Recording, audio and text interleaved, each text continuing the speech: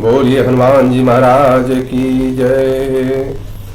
आज सुंदर कांड कथा ज्ञान यज्ञ के अगले दिवस में हम लोग प्रवेश कर रहे हैं और इस सुंदर कांड कथा ज्ञान यज्ञ के माध्यम से अनवरत सुंदर कांड के प्रत्येक चौपाइयों और दोहा के बारे में हम लोग अक्षरशः वर्णन कर रहे हैं, जिससे हमें ज्ञान प्राप्त हो कि किस प्रकार से हमारे प्रभु हनुमान जी महाराज कैसे सारे विघ्न हरता है, सभी विघ्नों को हर लेते हैं, जैसा कि प्रभु श्री रामचंद्र जी के कई कार्य को उन्होंने किया है।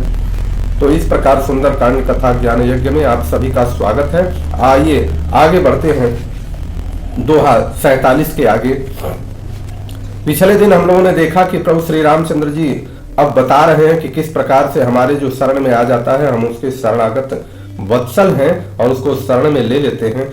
आगे हम क्या कहते हैं प्रभु जी, सुनहु सखा निज कहूँ सुभाऊ, जानहु सुंडी शंभु गिरि जाऊ। कह रहे हैं कि हे सखा सुनिए, मैं अपने निज मेरा जो स्वभाव है, मैं अपना स्वभाव बताता हूँ, जिस स्वभाव को जान भुसुंडी काग भुसुंडी जी जानते हैं, शंभु भोलेनाथ जानते हैं और गिरिजाऊ पार्वती जी जानती हैं। कौन सा स्वभाव है कि जो नर होई चराचर द्रोही, आवे सभे शरण तकी मोही। जो नर, जो भी व्यक्ति चराचर द्रोही, इस पूरे सृष्टि का द्रोही हो, चर अचर जितने भी हैं सबके द्रोही हो, जीव जंतु से लेके वनस्पतियों तक का द्रोही हो, परंतु आवे सभे शरण तक मोही, और भयभीत होकर के मुझको ही अपना आश्रय मान करके मेरी शरण में आता है, तो तजी मद मोह कपट छल नाना। तजी मह मोह कपट छल नाना, वह मद मोह मत्सर कपट छल इत्यादि इन सारे चीजों का त्याग कर देता है, सारी बुराइयों का त्याग करके अगर आता है तो करऊं सध्यते ही साधु समाना। उसका मैं साधु के समान मैं उसका साधन करता हूँ या उसकी रक्षा करता हूँ, परवरिश करता हूँ, ऐसा मेरा स्वभाव है। अब आगे, जननी जनक बंधु सुत दारा, अतन धन भवन सुहृदय परिवारा। जननी जनक बंधु सुत दारा, देखिए कह रहे हैं कि इसके बाद आगे उनकी क्या इच्छा है प्रभु की, कि जननी जनक जो माता पिता, जननी जनक, जननी माने माँ और जनक मतलब पिता, बंधु सुत दारा भाई बहन पुत्र पत्री पति पत्नी शरीर धन कर तन धन भवन सुहृद परिवारा। तन शरीर मन घर मित्र और परिवार, इन सब ममता रूपी तागों को सबके ममता ताग बटोरी, मम पद मन ही बांध करी डोरी। देखिए इन सारे के ममता को एक साथ एक सूत्र में बांध करके तागे के रूप में और एक रस्सी बना दे और मेरे पद में मेरे चरण में मन ही बांध बड़ी डोरी। कह रहे हैं कि मेरे मन में मेरे चरणों में जब बांध दे इन सारी चीजों को, तब क्या करते हैं कि समदर्शी छाक छुनाही, हर्ष शोक भय मही मन माही। समदर्शी छाक छुनाही, हर्ष शोक भय नहीं मन माही।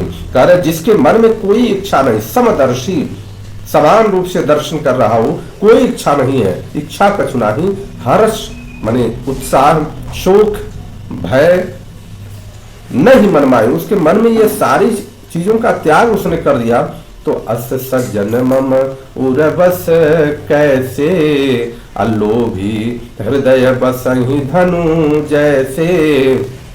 अस सज्जन मम उरबस कैसे, ऐसा सज्जन व्यक्ति मेरे हृदय में किस प्रकार से वास करता है, इसको समझना है कि यह उसी प्रकार से वास करता है जिस प्रकार से कोई लोभी व्यक्ति अपने धन को अपने हृदय में धारण करता है, अर्थात धन को किसी भी अवस्था में नहीं छोड़ना चाहता, उस प्रकार से मैं उसको अपने हृदय में वास करता रखता हूँ।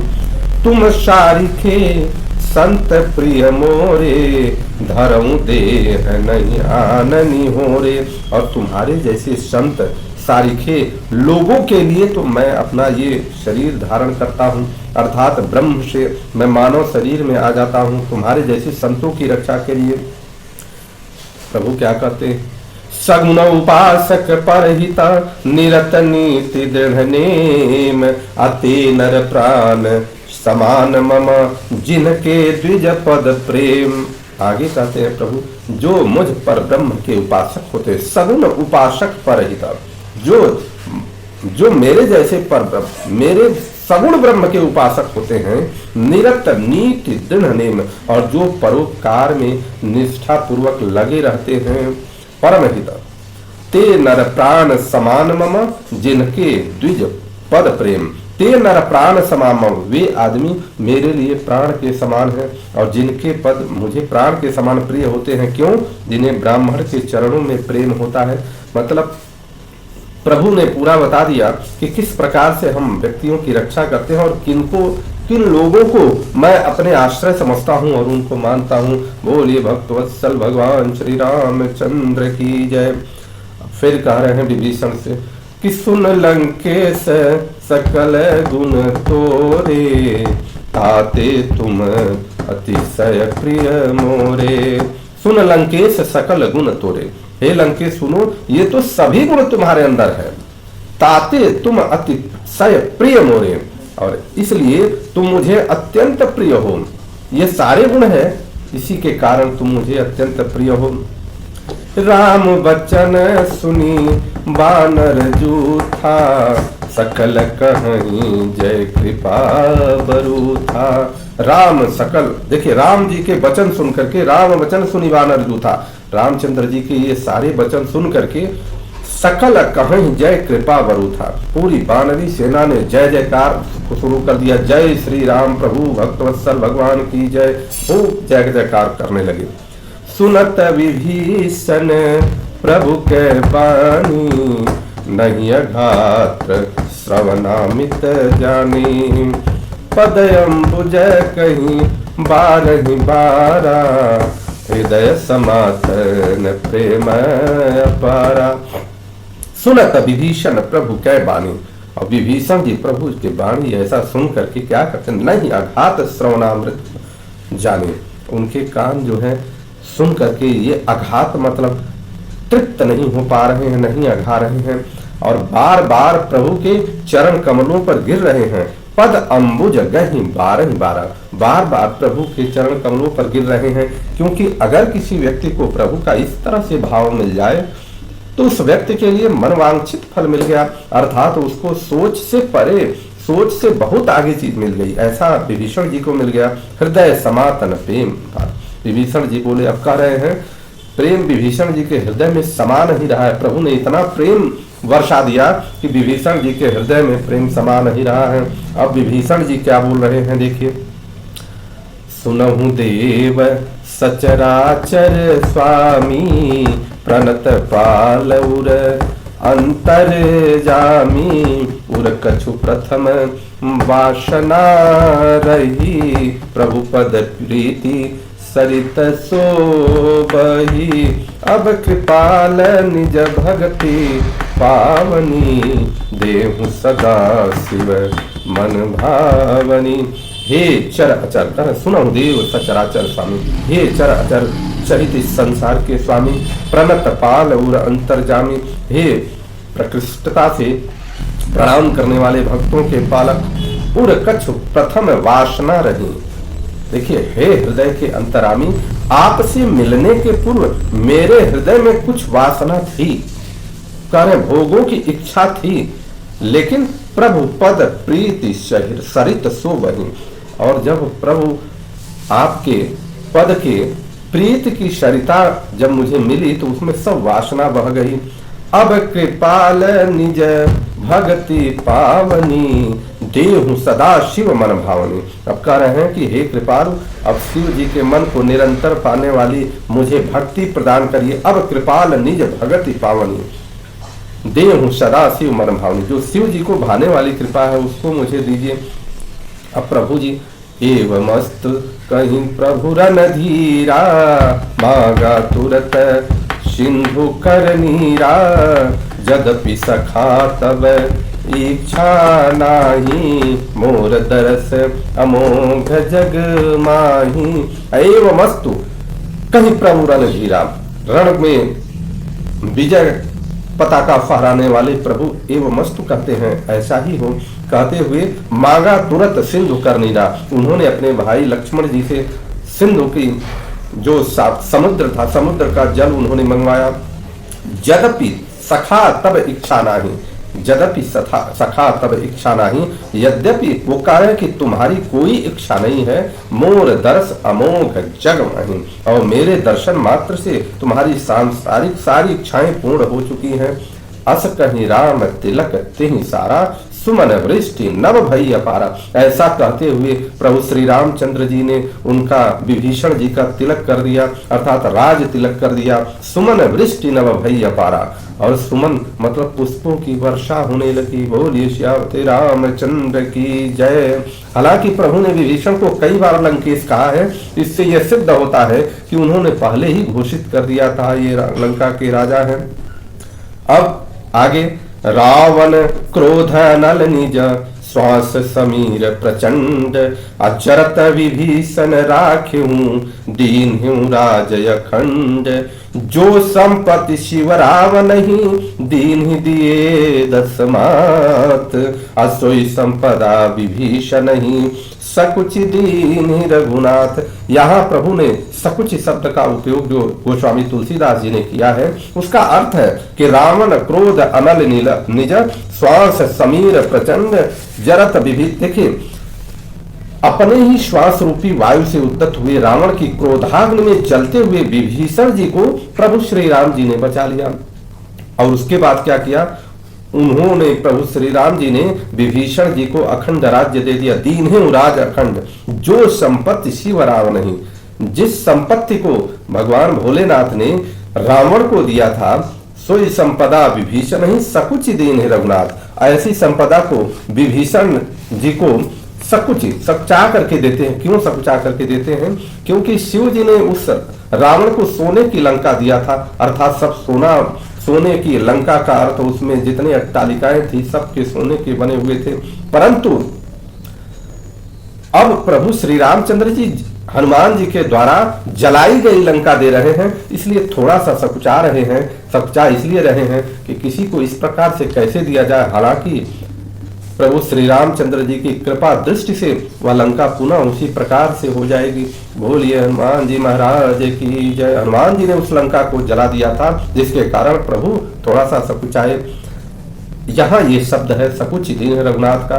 अस प्रभु छाड़ी भजई जे जाना, ते नर पशु बिन पूछ विषाना। ऐसे श्री रामचंद्र जी को छोड़कर जो दूसरे स्वामियों का भजन करते हैं, वे मनुष्य ते नर पशु बिन पूंछ, वो मनुष्य उसी तरह से पशु होते हैं जैसे जो पशु जिसके न पूंछ हो न सींग हो, अर्थात वह ऐसा पशु होता है जिसको हम अशुभ मानते हैं या अशुभ मानते हैं। निज जन जानी ताहि अपनावा, प्रभु स्वभाव कपिकुल मन भावा। अपना सेवक जान करके प्रभु ने विभीषण जी को अपना लिया। प्रभु का स्वभाव यह जान, प्रभु स्वभाव कपिकुल मन भावा, और प्रभु का यह स्वभाव देख करके कपिकुल जितने भी वानरी सेना थी सबके मन भागे। पुनि सर्वज्ञ सर्वउरवासी, सर्वरूप सबरहित उदासी। बोले वचन नीति प्रतिपालक, दनुज मनुज कुल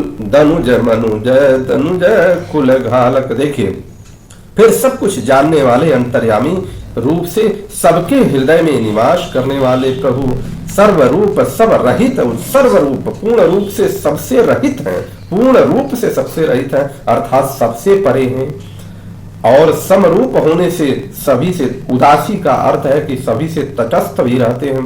बोले वचन नीति प्रतिपालक, ऐसा कहते कि नीति कारण विशेष से मनुष्य बने हुए हैं, और ऐसा कारण मनुज दनुज कुल घालक, मतलब किसी विशेष कारण से वह मनुष्य का रूप लिए हुए हैं।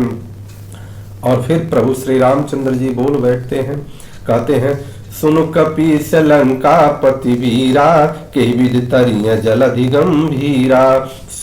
हे कपीस मतलब सुग्रीव जी और लंकापति, हे विभीषण, दोनों लोग बताइए, के विद तरिय जलधि गंभीरा, इस इस समुद्र को हम लोग किस प्रकार से पार कर सकते हैं, इसके बारे में विचार अब करिए। संकुल मकर उरग झस जाती, तेहि अगात दुस्तर सब भांति। कह रहे हैं कि ये जो है, क्योंकि यह घड़ियालों, जल सर्पों और अनेक जात की मछलियों से संकुल है। संकुल का मतलब ये पूर्ण है, युक्त है, इनसे भरा हुआ है। यह अत्यंत अगाध और सब प्रकार से दुस्तर अर्थात पार करने में दुर्लभ है। इसको पार करने की विधि बताइए। कहलंकेश सुनहु रघुनायक, कोटि सिंधु शोषक तब सायक। यद्यपि तदपि नीति असिगाई, विनय करिय सागर सन जाई। कहलंकेश सुनहु रघुनायक। विभीषण जी कहते हैं, हे प्रभु आप सुनिए। कोटि सिंधु शोषक तब सायक, आपके बाणों में वह ताकत है या आपके अंदर वो क्षमता है कि केवल आप संकल्प मात्र से करोड़ों सागरों को सोख सकते हैं, सुखा सकते हैं। लेकिन यद्यपि तदपि नीति असिगाई, हालांकि नीति में ऐसा कहा गया है, समझाया गया है क्या, विनय करिए सागर समझाई। और सागर के सामने जा करके हमें अनुरोध करना चाहिए, विनय करना चाहिए। प्रभु तुम्हार कुल गुर जलधि, कई उपाय विचारी। अबिनु प्रयास सागर तरही, सकल बालू कपिभा। कर प्रभु, हे प्रभु सागर आपके कुल श्रेष्ठ है। प्रभु तुम्हार कुल गुर जलधि, कहीं उपाय विचार, क्योंकि आपके पूर्वज सगर के पुत्रों ने इन्हें उत्पन्न किया था, इसलिए बिनु प्रयास सागर तरही। इसलिए ये विचार करके उपाय कहेगा और बिना किसी प्रयास के ही संपूर्ण वृक्षों और वानरों की सेना सागर को पार कर जाएगी। आप अनुरोध करिए। सखा कही तुमनी की उपाय, करिव दैव जो होई सहाय।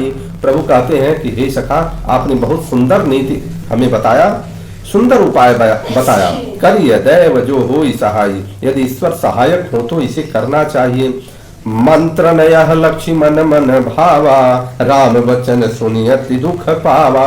लक्ष्मण भगवान को यह मंत्र भाता नहीं है। मतलब सागर के सामने बैठ करके अनुरोध करने की जो बात कहा है विभीषण ने, लक्ष्मण जी ने इसका विरोध किया। राम वचन सुनि अति दुख पावा, और रामचंद्र जी के ऐसा वचन सुन करके वह दुखी होते हैं।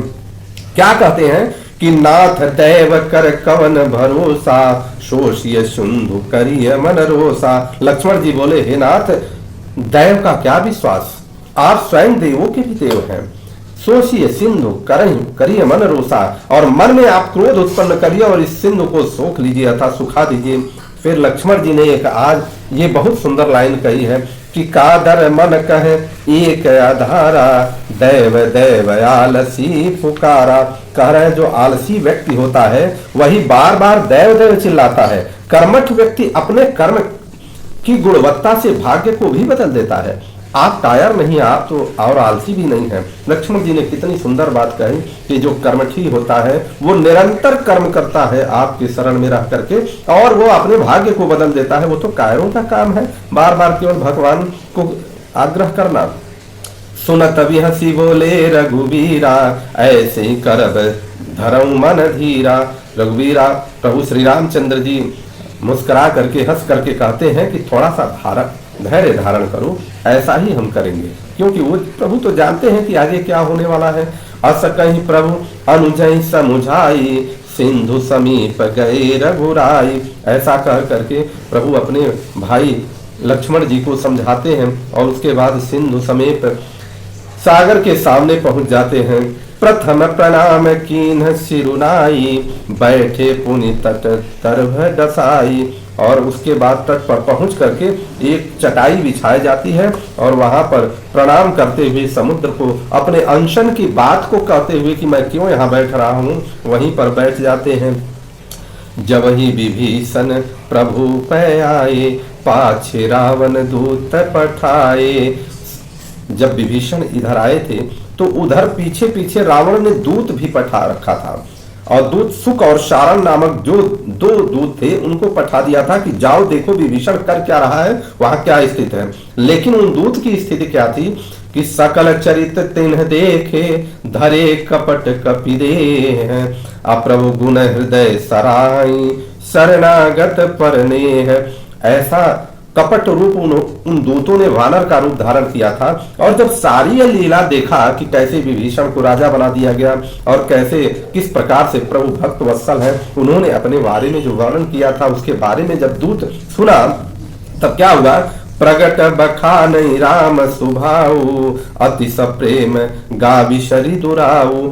प्रगट बखानहि राम सुभाऊ, प्रभु श्री रामचंद्र जी के स्वभाव की इतनी वो बखान करने लगे, वो दूत भी बखान करने लगे कि उन्होंने अपने जो कपट रूपी वानर रूप में अपना रूप बदल रखा था, अर्थात राक्षस से वानर बने थे, वो अपने रूप को ही भूल गए। क्योंकि राम जी का जब कोई भजन करता है, राम जी का जब भी कोई कीर्तन करता है तो वह अपने असली रूप में आ ही जाता है। तो ऐसा वह अपने राक्षसी तुरंत उनका मूल रूप आ गया, और जो मूल रूप आया त्यों क्या हुआ, रिपु के दूत कपिन तब जाने सकल बाधि कपि सपह आने। दुश्मन का दूत जान करके कपियों